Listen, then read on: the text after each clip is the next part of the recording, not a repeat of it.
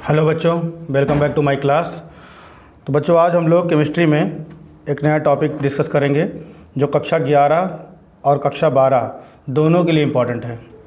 ये आपको पहली बार कक्षा 11 में पढ़ाया जाता है और उसके बाद इसका इस्तेमाल कक्षा 12 में भी देखने को मिलता है। इस नियम का नाम है मार्कोनी-काफ नियम।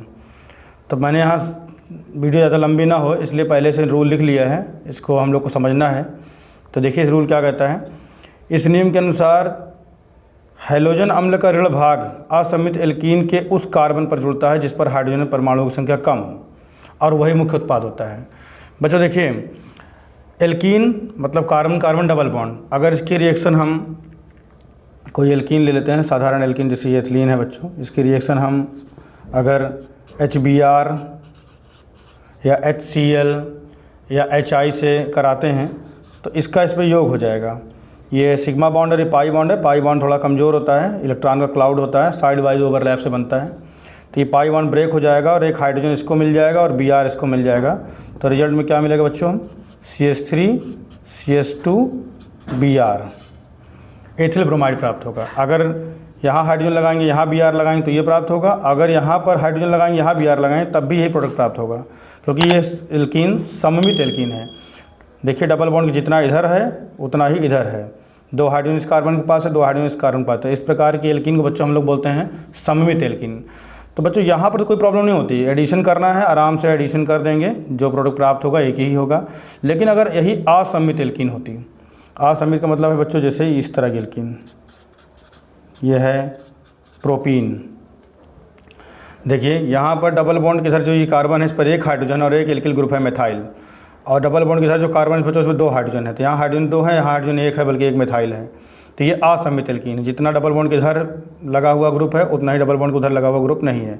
तो इस तरह की रिएक्शन जब हम HBr या HCl या HI से कराएंगे बच्चों, तो अगर आप H को यहाँ लगाएंगे और Br को यहाँ लगाएंगे तो प्रोडक्ट कुछ और प्राप्त होगा, और अगर आप Br को यहाँ लगाएंगे और H को यहाँ लगाएंगे तो प्रोडक्ट कुछ और प्राप्त होगा। दोनों संभावनाएँ हैं। तो दोनों संभावनाओं में दोनों संभावनाएँ बनाते हैं हम। तो पहली कंडीशन तो ये है कि अगर बच्चों हम Br यहाँ लगा दें, ब्रोमीन को यहाँ पर ले जाकर जोड़ दें और डबल बॉन्ड को सिंगल बॉन्ड बना दें, क्योंकि पाई बॉन्ड टूट जाएगा, एक वैलेंसी इसकी खाली होगी और एक वैलेंसी इसकी खाली होगी। और यहाँ पर हम CH2 पहले ही था, एक हाइड्रोजन ला के इस पर ऐड कर दें तो CH3 हो जाएगा। एक तो ये हो गया, और प्लस एक और भी है CH3 CH2 CH2 और ब्रोमीन को हम यहाँ जोड़ दें। तो बच्चों अगर ब्रोमीन को हम यहाँ जोड़ते हैं तो कुछ और प्रोडक्ट है, और ब्रोमीन को यहाँ जोड़ते हैं कुछ और प्रोडक्ट है। ये वाला प्रोडक्ट बच्चों ज़्यादा मात्रा में बनेगा, लगभग 81% के आसपास ये हमारा मुख्य उत्पाद होगा, और ये लगभग 19% के आसपास बनेगा, ये हमारा अल्प उत्पाद होगा। तो इस चीज़ को हमें समझना है कि ज़्यादा क्यों बन रहा है और ये कम क्यों बन रहा है। तो इसके लिए रूल भी है कि रूल यही है कि हैलोजन अम्ल बच्चों हैलोजनों का अम्ल, जैसे HBr हैलोजन, Br हैलोजन है, इसका अम्ल HBr हो गया। Cl हैलोजन क्लोरीन, उसका अम्ल HCl हो जाएगा। आयोडीन भी एक हैलोजन है, उसका अम्ल HI हो जाएगा। तो जब HBr HCl या HI से रिएक्शन कराते हैं हम लोग असमित एल्कीन की, तो इसका ऋण भाग देखिए यहाँ पर ये भाग पॉजिटिव होगा और ये भाग माइनस होगा।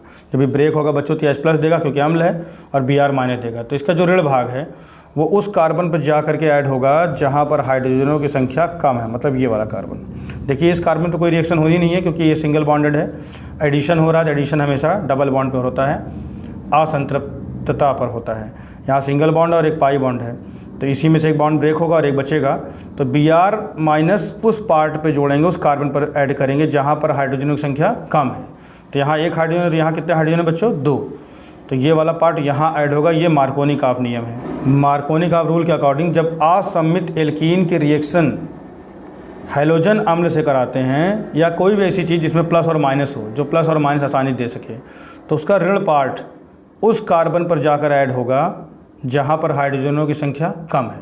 तो इस कार्बन बच्चों हाइड्रोजन संख्या कम है, तो यही हमारा मेन प्रोडक्ट होगा और ये हमारा माइनर प्रोडक्ट होगा। तो बच्चों ये रूल, इसी के रूल को हम लोग बोलते हैं मार्कोनी-काफ रूल। लेकिन हम ये समझना है कि ये ऐसा क्यों हुआ, ये ज़्यादा क्यों बन रहा है। रूल है भी तो ये किस लिए ऐसा रूल बनाया गया है, जब यहीं पर स्थायी क्यों है, तो इसके लिए हमें इसकी क्रियाविधि समझनी पड़ेगी। तो क्रियाविधि देखने के लिए बच्चों हम लोग यहाँ पर देखते हैं इसकी क्रियाविधि। किसी रिएक्शन की डिटेल जानने के लिए क्रियाविधि लिखी जाती है और क्रियाविधि से हम रिएक्शन के बारे में पूरी जानकारी ले सकते हैं। तो सबसे पहले बच्चों यहाँ पर हम लोग ये देखेंगे कि स्टेप 1 में क्या हो रहा है। ये स्टेप 1 है। तो स्टेप 1 में बच्चों ये अपना क्या देगा, अम्ल है तो H+ देगा। अब H+ बच्चों एक इलेक्ट्रॉन रागी है, इस पर पॉजिटिव चार्ज है, इसको इलेक्ट्रॉनों की सख्त जरूरत है। हाइड्रोजन के पास एक इलेक्ट्रॉन होता है, वो भी ब्रोमीन ले गया है, तो इसके बाद कोई इलेक्ट्रॉन नहीं है, बस केवल इसके नाभिक में एक प्रोटॉन, न्यूट्रॉन भी नहीं होता हाइड्रोजन में। तो ये वाला जो भी स्पीशीज़ है बच्चों, ये H+, ये प्रोटॉन है, तो ये एक इलेक्ट्रॉन रागी, इसको इलेक्ट्रॉनों की सख्त जरूरत है। और यहाँ पर इलेक्ट्रॉन ज़्यादा है, क्योंकि पाई बॉन्ड जहाँ होता है वहाँ इलेक्ट्रॉन ज़्यादा माना जाता है, क्योंकि पाई बॉन्ड इलेक्ट्रॉन का क्लाउड होता है, साइड वाइज ओवरलैप से बनता है। तो बच्चों ये पाई बॉन्ड इसकी उपस्थिति में टूट जाएगा, या तो ये पाई बॉन्ड इधर टूट कर शिफ्ट हो जाए, या ये पाई बॉन्ड टूट करके इधर शिफ्ट हो जाए।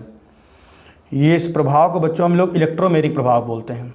जब कभी किसी इलेक्ट्रॉन रागी या नाभिक रागी की उपस्थिति में पाई बॉन्ड ब्रेक हो जाए, तो ऐसे प्रभाव को हम लोग, पाई बॉन्ड ब्रेक हो जाए, पाई बॉन्ड ब्रेक होकर किसी कार्बन पर शिफ्ट हो जाए, तो इस प्रभाव को हम लोग इलेक्ट्रोमेरिक प्रभाव बोलते हैं।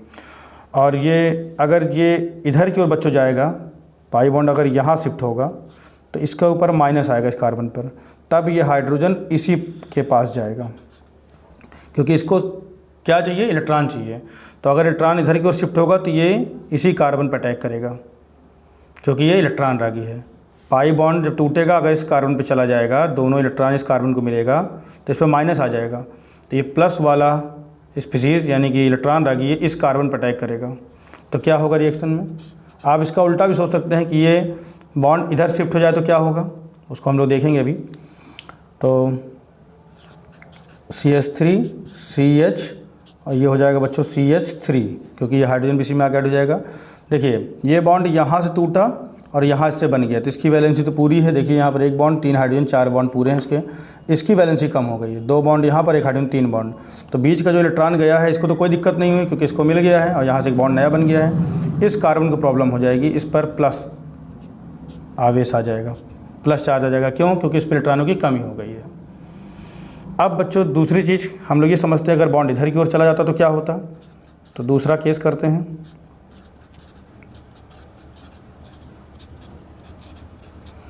अब मानते हैं कि ये बॉन्ड इधर की ओर शिफ्ट हो रहा है, तो जब इधर की ओर बच्चों शिफ्ट होगा बॉन्ड, तो इस पर माइनस आएगा। तो ये स्पीशीज़ मतलब इलेक्ट्रॉन रागी ये इस कार्बन पे जाकर के जुड़ेगा, क्योंकि यहाँ पर इलेक्ट्रॉन घनत्व ज़्यादा हो जाएगा, इसको इलेक्ट्रॉन चाहिए, इलेक्ट्रॉन की तलाश में है ये, क्योंकि इस पर पॉजिटिव चार्ज है। तो ये इस कार्बन पर बच्चों शिफ्ट होने जाएगा। तो क्या दिखाई देगा हमें, CH3 CH2 और ये हो जाएगा CH2। जब इलेक्ट्रॉन इधर शिफ्ट हो जाएगा बच्चों, तो इसको तो दिक्कत हो जाएगी, इसके ऊपर आ जाएगा प्लस। तो बच्चों अब यहाँ पर थोड़ी देर रुक करके हम लोग सोचेंगे। देखिए ये कार्बन है सेकेंडरी कार्बन, क्योंकि इस कार्बन से इधर एक इथाइल ग्रुप जुड़ा हुआ है, इधर से एक मिथाइल ग्रुप जुड़ा हुआ है। इस कार्बन से डायरेक्टली 2 कार्बन कनेक्टेड हैं और इसके ऊपर प्लस चार्ज है। इस कार्बन से केवल एक कार्बन कनेक्टेड है, ये वाला, इसीलिए प्राइमरी कार्बन है ये। तो प्राइमरी कार्बन पर अगर प्लस आवेश आता है तो बच्चों कम स्थायी होता है, और सेकेंडरी कार्बन पर अगर प्लस आता है तो वो ज़्यादा स्थायी होता है। यहीं पर अगर तृतीयक कार्बोधनायन होता तो वो और भी ज़्यादा स्थायी होता है। स्थायी होने का तात्पर्य हमारे ये है बच्चों कि ये आसानी से फॉर्म हो जाएगा, जो स्थायी होता है वो आसानी से बन जाता है। अब यहाँ पर बच्चों हम लोग समझते हैं कि ये स्थायी क्यों है। तो सबसे पहली बात ये है कि ये मिथाइल ग्रुप लगा हुआ है, ये मिथाइल ग्रुप लगा हुआ है, ये इंडक्टिव इफेक्ट दिखाएंगे। ये दोनों इलेक्ट्रॉन डोनेटिंग ग्रुप हैं, इलेक्ट्रॉन पुशिंग ग्रुप है। ये दोनों इलेक्ट्रॉन को धक्का मारेंगे, एक मिथाइल ग्रुप इधर धक्का मारेगा इलेक्ट्रॉन को, एक मिथाइल ग्रुप इधर धक्का मारेगा यहाँ से, और इसका जो प्लस है यानी इलेक्ट्रॉनों का यहाँ पर कमी है, वो कमी कुछ हद तक पूरी हो जाएगी। जब यहाँ से इलेक्ट्रॉन आएगा, इधर से इलेक्ट्रॉन आएगा, तो ये जो कमी है इलेक्ट्रॉनों की इसके ऊपर, वो थोड़ी थोड़ी कम हो जाएगी। इलेक्ट्रॉनों की कमी कम होने लगेगी, धनावेश कुछ कुछ न्यूट्रल होने लगेगा। इसके ऊपर जो पॉजिटिव चार्ज है बच्चों, वो केवल इधर से बैलेंस हो सकता है। इसके ऊपर ये इंडक्टिव इफेक्ट दिखाएगा, तो इधर से केवल एक ग्रुप ही इसको थोड़ा थोड़ा उदासीन करने की कोशिश करेगा, लेकिन एक ग्रुप उतना प्रभाव नहीं डाल पाएगा जितना 2 ग्रुप डालेंगे। दूसरा चीज़, यहाँ पर अतिसंयुग्मन भी है बच्चों। यहाँ पर 3 और 3 6 अल्फा हाइड्रोजन है। ये 6 अल्फा हाइड्रोजन है, अतिसंयुग्मन घटना यहाँ ज़्यादा होगी। यहाँ पर सिर्फ 2 अल्फा हाइड्रोजन, अतिसंयुग्मन घटना कम होगी। तो यहाँ अतिसंयुग्मन 2 बार है, यहाँ अतिसंयुग्मन 6 बार है। तो जितनी ज़्यादा बार अतिसंयुग्मन होगा वो उतना ही ज़्यादा स्थायी होगा। तो ये वाला सेकेंडरी कार्बोधनायन ज़्यादा स्थायी है, और ये प्राइमरी कार्बोधनायन मतलब कार्बन धनायन या कार्बोधनायन या कार्बोकटायन, ये सब नाम है इसके। तो ये प्राइमरी है 1 डिग्री है, और ये बच्चों 2 डिग्री है। 2 डिग्री वाला ज़्यादा स्थायी होता है 1 डिग्री वाले से, और 3 डिग्री वाला 2 डिग्री से भी ज़्यादा स्थायी होता है। तो जो बच्चों ज़्यादा होता है स्थायी वो ज़्यादा मात्रा में बनता भी है, और जो कम स्थायी होता है वो कम मात्रा में बनता है। तो अगले स्टेप में अगर हम ब्रोमीन से रिएक्शन कराएंगे, ब्रोमीन माइनस Br माइनस, तो वो यहाँ जुड़ेगा। तो ये बच्चों ज़्यादा बना था तो इससे संबंधित प्रोडक्ट यानी ये वाला प्रोडक्ट भी ज़्यादा बनेगा। और जब इससे ब्रोमीन रिएक्शन करेगा तो ये वाला प्रोडक्ट बनेगा, ये वाला प्रोडक्ट ब्रोमीन यहाँ पर जुड़ेगा पहले कार्बन में, जैसे यहाँ प्लस चार्ज है क्योंकि Br के ऊपर माइनस होगा, तो ये वाला कम बनेगा। तो इसीलिए ये बच्चों माइनर प्रोडक्ट है, कम बनेगा 19%, और ये है 81%, लगभग 80% के आसपास बनेगा, क्योंकि ये ज़्यादा स्थायी है। तो ज़्यादा क्यों बनेगा? क्योंकि ज़्यादा स्थायी है। ज़्यादा स्थायी क्यों है? क्योंकि सेकेंडरी कार्बन है, और सेकेंडरी कार्बन तो स्थायी होने से क्या लेना देना है? सेकेंडरी कार्बन है इसलिए स्थायी होगा क्योंकि इधर से भी मेथाइल ग्रुप लगा, इधर से मेथाइल ग्रुप लगा, दोनों इलेक्ट्रॉन धक्का मारेंगे। इस प्रभाव को बोलते हैं इंडक्टिव इफेक्ट या प्रेरणिक प्रभाव। दूसरा, यहाँ अतिसंयुग्मन भी हो रहा है, इधर से भी अतिसंयुग्मन हो रहा है, इधर से भी अतिसंयुग्मन हो रहा है, और इसका प्लस चार्ज को काफ़ी ये लोग स्टेबल बना देंगे। इसीलिए ये ज़्यादा स्थायी है, ज़्यादा बनेगा, इसीलिए इससे संबंधित प्रोडक्ट भी ज़्यादा है। ये वाला कम स्थायी है, कम बनेगा, इसलिए इससे संबंधित प्रोडक्ट भी कम है। तो लास्ट स्टेप हम लोग लिख लेते हैं इससे संबंधित CH3 CH प्लस CH3 से Br minus bromide ion reaction करेगा, यहाँ पर आकर के इस कार्बन से जुड़ जाएगा और बन जाएगा CH3 CH Br, और इसे जुड़ जाएगा CH3, और यही हमारा मेन प्रोडक्ट है। कुछ आप इससे भी बना सकते हैं। यही है बच्चों मार्कोनी का रूल। तो आज के लिए बच्चों इतना ही। ये काफ़ी इंपॉर्टेंट टॉपिक है, इससे संबंधित बहुत सारे क्वेश्चन हो सकते हैं। यहाँ पर HBr की जगह अगर H2O होगा, अम्लीय माध्यम होगा, तो उसमें OH प्लस और OH माइनस को हम लोग सोचेंगे। OH माइनस को यहाँ जोड़ेंगे, अल्कोहल बनाएंगे।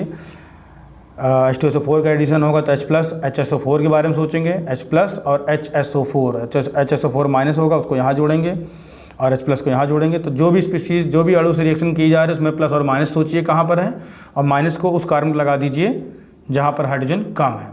और क्यों यहाँ लगाना है? क्योंकि यही मेन प्रोडक्ट होगा। मेन प्रोडक्ट क्यों होगा? क्योंकि आपने समझ लिया यहाँ पर सेकेंडरी कार्बन ज़्यादा स्थायी होता है, प्राइमरी कार्बोक्सिल आयन कम स्थायी होता है। तो मिलते हैं अगली क्लास में, तब तक के लिए बाय बाय।